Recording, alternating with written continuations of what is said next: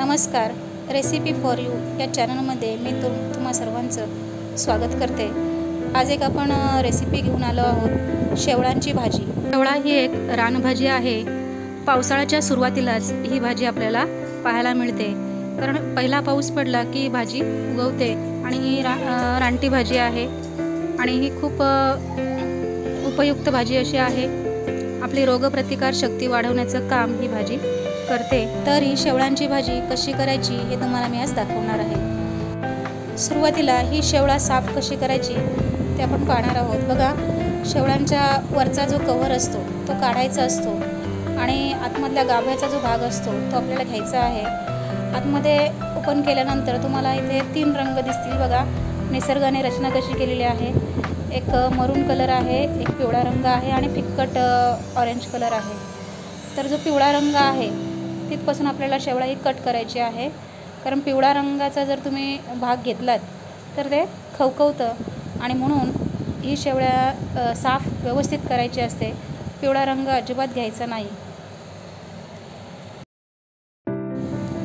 तुम्ही पाहू शकता की सर्व शेवळा ही साफ केलेल्या आहेत। आता आपल्याला ही बारीक कापायची आहेत। सर्व शेवळा बारीक बारीक कापून घ्यायचे आहेत आपल्याला।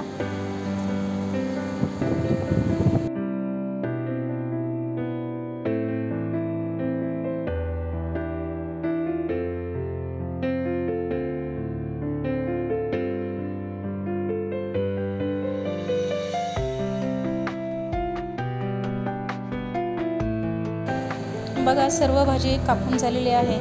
आता या भाजीच्या जोडीसोबत काही पानांची पण जोडी दिलेली असते, ती आपल्याला कापून त्या भाजीमध्ये मिक्स करायची आहे। त्याच्यामुळे जी भाजीची खवखव असते ती कमी होते। या पानांच्या ऐवजी काही ठिकाणी काकडा पण दिली जातात। जी फळं असतात त्याच्यातल्या बिया काढून तीसुद्धा ठेचून घेऊन ह्या भाजीमध्ये टाकायची असतात। त्याच्यामुळे त्या भाजीची जी खवखव असते ती कमी होते। तर चला आता ही भाजी कशी शिजवायची ते पाहणार आहोत। सुरुवातीला भाजी एका पातेल्यामध्ये घ्यायची आहे आणि थोडंसं पाणी टाकून थोडी शिजू द्यायची आहे, नरम होईपर्यंत। तुम्ही ह्यासाठी कुकरचा सुद्धा वापर करू शकता। कुकरमध्ये थोडंसं पाणी घालून 2 शिट्ट्या घ्यायच्या आहेत आणि नंतर ते कुकर थंड झाल्यावरती त्याच्यामधलं पाणी ते काढून टाकायचं आहे आपल्याला।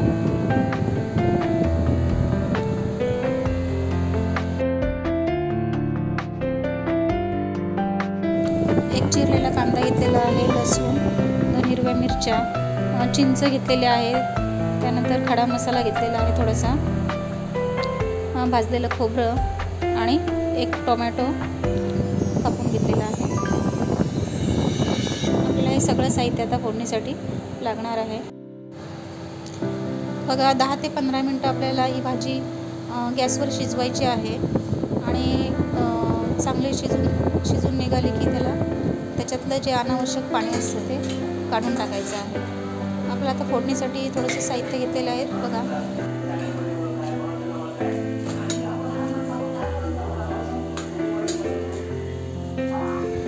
एका पातेल्यामध्ये आपल्याला आवश्यकतेनुसार तेल घालायचं आहे। तेल गरम झालं की थोड्या वेळातच त्याच्यामध्ये आपल्याला चिरलेला कांदा टाकायचा आहे।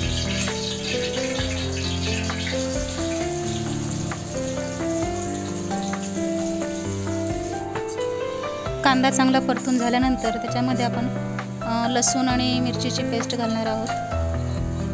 त्यानंतर चिरलेला टोमॅटो घालायचा आहे आणि टाकलेलं सर्व साहित्य हे चांगलं परतून घ्यायचं आहे। अगदी मऊसर फोडणी होईपर्यंत ते आपल्याला थोडी शिजवायची आहे। बघा, कांदा चांगला परतून झालेला आहे। आता आपल्याला याच्यामध्ये मसाले घालायचे आहेत। अर्धा चमचा हळद, त्यानंतर अर्धा चमचा आपल्याला गरम मसाला घालायचा आहे आणि आवश्यकतेनुसार मी 1 चमचा लाल तिखट घातलेला आहे। तुम्हाला जास्त तिखट हवं असेल तर तुम्ही जास्त घालू शकता आणि सर्व मसाले मिक्स करून घ्यायचे आहेत, गॅस बारीक करून। त्यानंतर आपल्याला जी भाजी उकडून घेतलेली आहे ती त्याच्यामध्ये घालायची आहे आणि चांगली मिक्स करून घ्यायची आहे।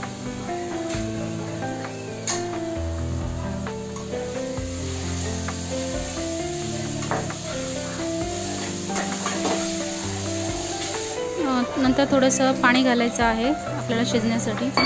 ऑलरेडी शिजलेली आहेत तरीसुद्धा मसाले व्यवस्थित जिरण्यासाठी त्याला पाणी घालायचं आहे. थोडी चिंच आता आपण घेतलेली आहे ती चिंच टाकायची आहे. चिंचेमुळे काय होतं की भाजीला जी खवखव लागते ती लागत नाही. त्यानंतर चवीपुरतं मीठ टाकायचं आहे आणि एका ताटाच्या वर पाणी ठेवून थोडीशी वाफ द्यायची आहे त्याला. थोड्या वेळानंतर पुन्हा एकदा आपण भाजी परतून घेऊया, कारण आता मसाले आणि मीठ व्यवस्थित त्याच्यामध्ये मुरलं असेल. आता आपल्याला खोबरं घालायचं आहे, ज्याच्यामध्ये आपण खडा मसाला आणि खोबरं चांगलं मिक्स करून घ्यायचं आहे आणि पुन्हा एकदा थोडेसे 5 मिनिटासाठी आपल्याला त्याला वाफ द्यायची आहे. 5 मिनिटानंतर तुम्ही पाहू शकता की या ठिकाणी ही शेवळांची भाजी खाण्यासाठी तयार आहे. तुम्ही ही भाजी गरमागरम न खाता शक्यतो थंड करून खाल्ली तर ती अधिक चांगल्या प्रकारे लागते. म्हणून भाजी पूर्णपणे थंड झाल्यानंतरच खा. थँक्यू.